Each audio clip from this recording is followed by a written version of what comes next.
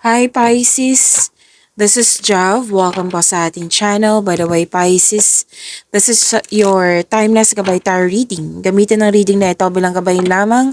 Tandaan Pisces, ito po ay general reading. Maraming salamat po sa mga hindi nag-skip ng ads. Subscribe na po kayo sa ating channel at click bell notification para updated po kayo sa bagong video natin. Para sa mga gusto magpa-reading po, comment po kayo ng personal reading and check my reply sa comment section.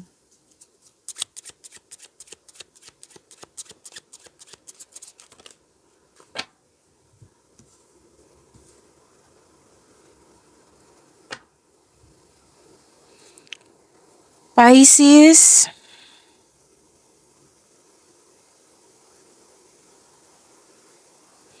sabi po dito na nagkaroon ng togetherness celebration. Yes, celebration, reunion, meeting. Pwedeng social event, special event. May nakita kong reception dito, may naganap na kasal, baby shower, any kind of celebration. So, I need to get out more and enjoy yourself.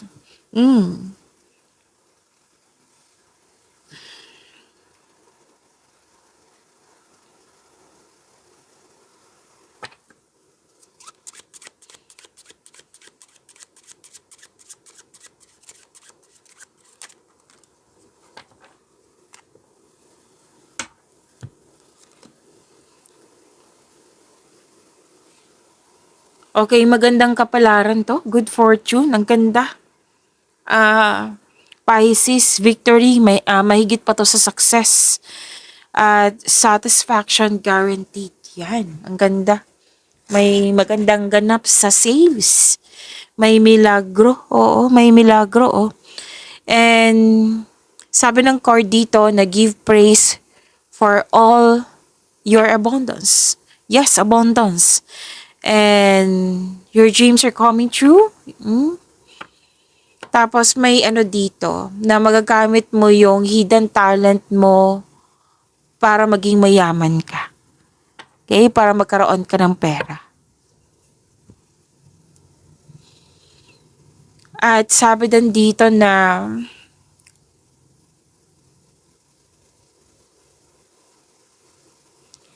okay.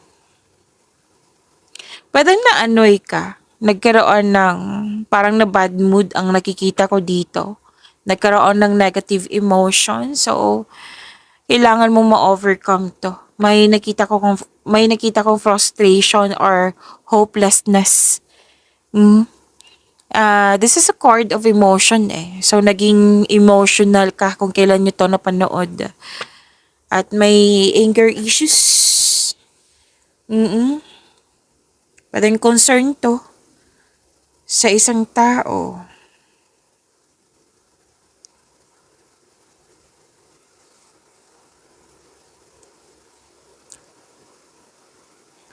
May malaking influence ang isang lalaki po. Pwedeng ikaw to, pwedeng siya. At okay, may advice ang card nyo dito na kung kayo ay single, tapos hindi mo masyadong kilala yung maliligaw, or nililigawan ka nga, kilalanin mo ng mabuti. Siguraduhin na totoong single siya. Kasi baka, may nakita kasi ako ditong love affair, na pwedeng hindi mo alam na committed siya. Oo, so siguraduhin mo talaga na kilalanin mo tong taong ito. Okay?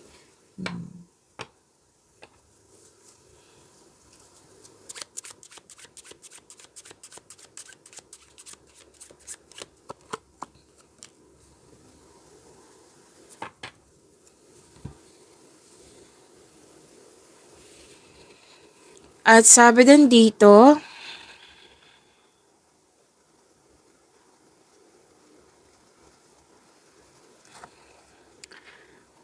maging matatag. Kasi may changes na magaganap. Tapos, pero huwag kayong mag-alala sa mga concern mo. Sinabi ng card dito na magiging maayos ito. Maayos din po ito. So, maging matatag, sabi ng yung card.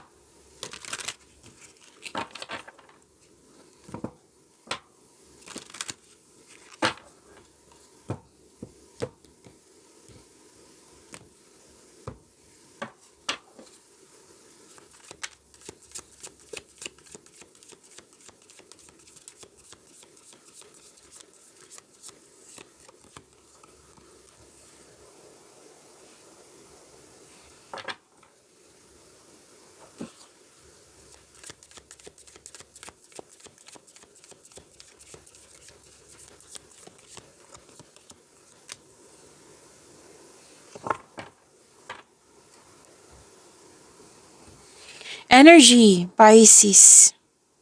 Sabi po dito,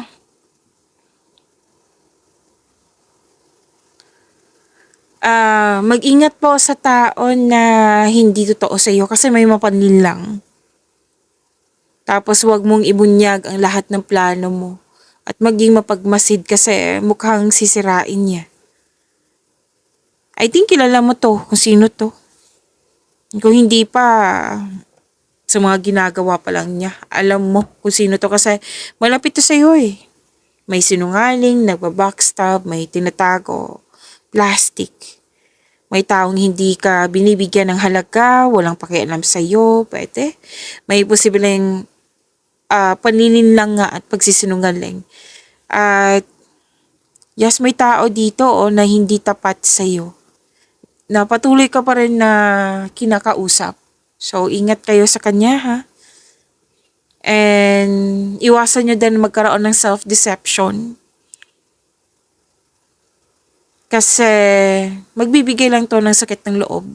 Like, magbibigay ito ng heartbreak sa'yo, yung itong self-deception na ito. So, make it balance po. Kailangan mo itong ma-overcome. And, kung may nakita kasi ako ditong nagtiis, nagbigay ng tiyaga. Baka pwedeng ayusin yan. Like, question yourself, bakit ka nagtitiis? Bakit ka nagbigay ng tiyaga? Okay? And, kung malapit to sa'yo, ito nagsinungaling, kung malapit to sa'yo, mag-uusap kayo.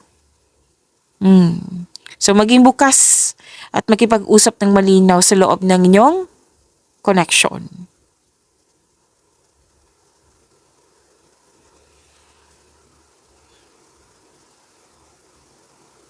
So, sabi dito, bumuo ng diskarte upang makuha ang gusto mo.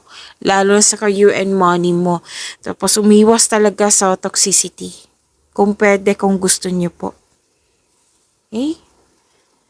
And,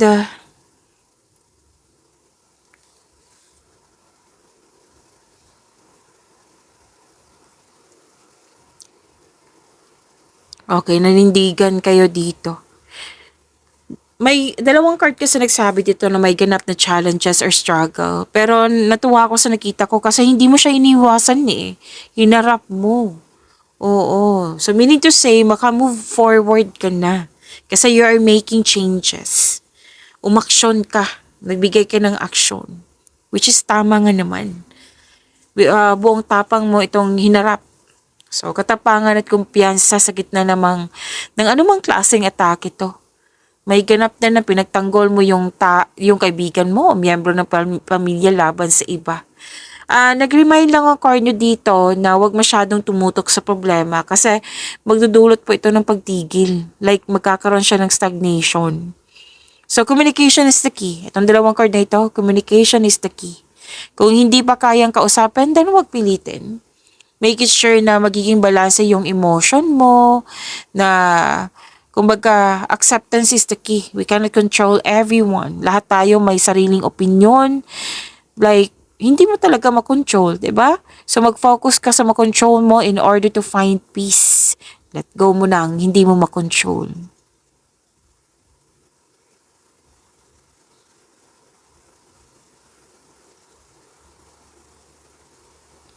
Okay, so may ganap na,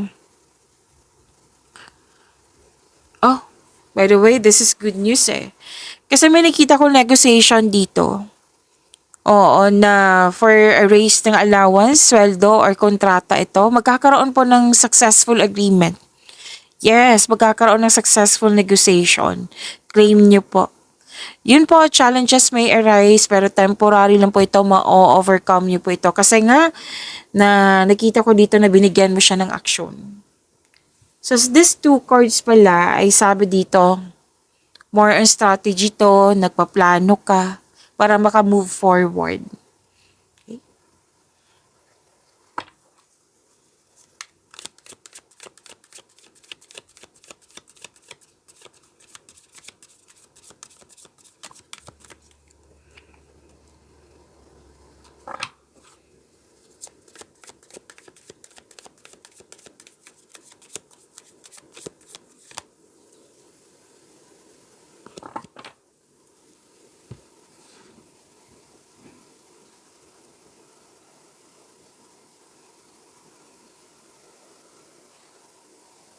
Career and money nyo po, Pisces. Sabi po dito na mag-focus ka sa pag-release sa nakaraan. Yes, tatlong card na po nagsabi dito na mag-focus ka, tatlong card, sa pag-release sa nakaraan. At mag-move forward ka into a new and more successful period. Yes, may parating na success. Acknowledge for your success is coming. Parating na po. May financial growth ako nakikita dito. May magsasorry sa'yo. Okay. So this is awakening, self-assessment, realization, may pagtanggap na, yan.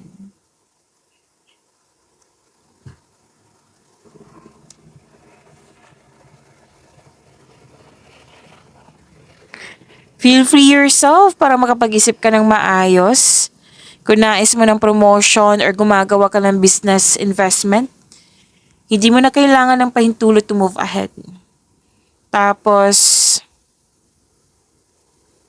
okay, nakikita ko dito na mas gusto mo magtrabaho mag-isa rather than in collaboration. Naghahanap ka ng sagot sa inyong mga katanungan dito solusyon sa inyong problema. Sabi ng card dito na nasa iyo na yung sagot. Nasa iyo na yung solusyon. All life's answers are within you. Gusto mo nga, nakikita ko talaga dito na gusto mo munang mapag-isa muna. Pwedeng space to or gusto mo lang gumawa ng action dyan na mag-isa lang. Na ayaw mo ng collaboration nga. Okay, so this is hardworking. Hardworking kayo. Nagbigay ka ng pasensya, ginagamit mo yung talino mo. Yan. Tapos maaring may gagawin kang desisyon. Kaya gusto mo ng space muna para makapag-isip ng mabuti.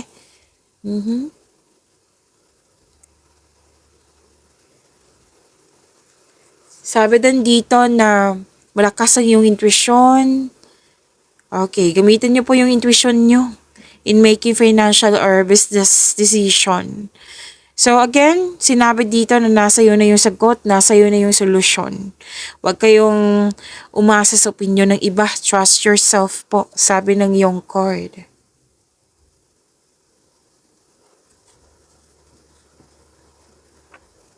Okay, may pagbubunga mabuti na parating, This is abundance and success.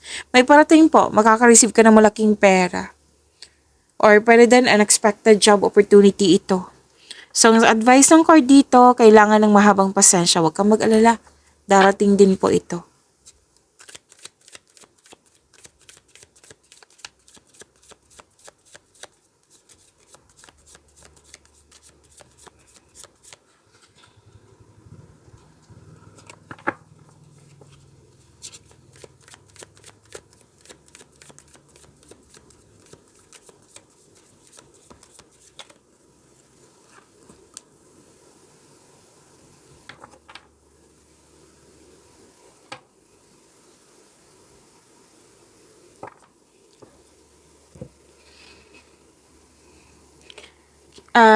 Pisces, huwag niyong kalimutan na mag-subscribe sa channel natin at i-click yung bell notification para updated po kayo sa reading natin.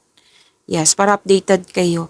At meron kayo mga February video readings ha. Sa mga hindi pa nakapanood, panoorin nyo po dito sa channel natin. Scroll down nyo lang po hanggang sa makita nyo po.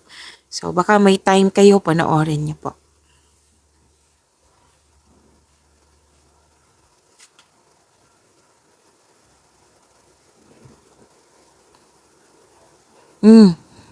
Ayaw nyo munang makipagrelasyon.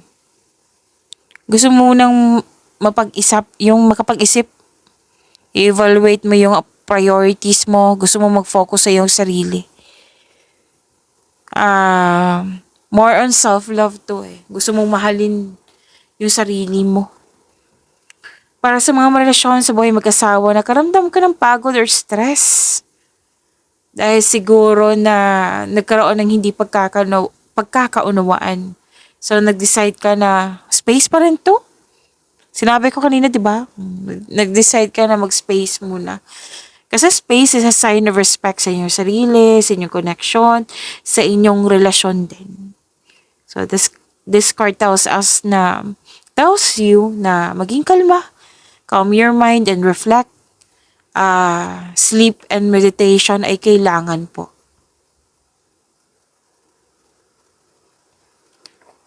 At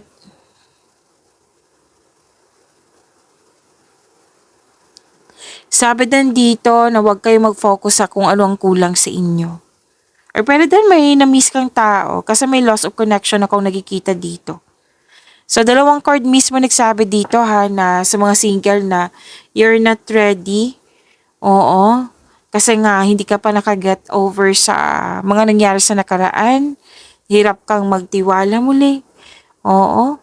So, this card tells you na mag-move on ka. Let go mo na tong mga worries mo. Patawarin mo na yung sarili mo. Para sa mga relasyon sa buhay mag-asawa,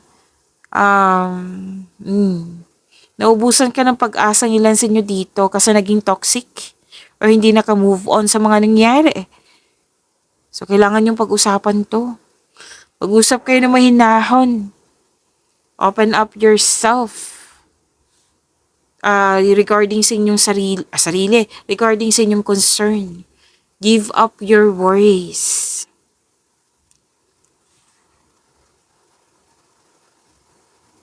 Sabi din dito na nag-spend time ka sa mga taong nagbigay ng inspiration sa iyo, motivation sa iyo. May sinasabi rin dito na makakatagpo ka ng partner through friends connection. Para sa mga relasyon, sa buhay mag-asawa, mas mag-grow pa ang inyong relasyon. May plano kayo mag-travel or mag-decorate? Oo, sa inyong bahay. Okay, so, ano pa? Ang ganda nito. Kasi sabi dito, sinabi din pala dito na nagkaroon ka ng time sa mga taong nagbigay ng inspiration sa'yo, lalo na yung family mo. Tapos sabi din dito na papasok ka lang o interesado ka lang magkaroon ng relasyon kung ito ay seryoso sa buhay. So, you are date to marry. Tapos may nakita din ako dito na ipakilala mo na yung partner mo sa grupo ng tao. Posibilidad din na bibili ka ng property. And may grupo ng tao dito na very supportive sa iyo. At yes, nag-spend time kayo sa family. Sabi po dito. At sabi po na, anong tawag nito? Okay. So may tao dyan na labis siyang makulit, aggressive, malakas lang ang energy. So kung hindi mo siya masyadong kilalanin mo na mabuti. Kung may no-offer sa'yo, alamin mo na mabuti. So, dalawa yung assignment mo. Kilalanin, alamin. Miss Job, kakilala ko siya kasi kasamahan ko siya sa ganito, pero hindi mo siya kaibigan. Example lang yan. Kilalanin mo nga kung paano siya magmahal. Yan. Kung baga, enjoy nyo po yung getting to know each other stage nyo, huwag magmadali. Okay, so pag-imani niyo po yung blessings na binigay sa inyo. Pisces, see you tomorrow. Maraming salamat.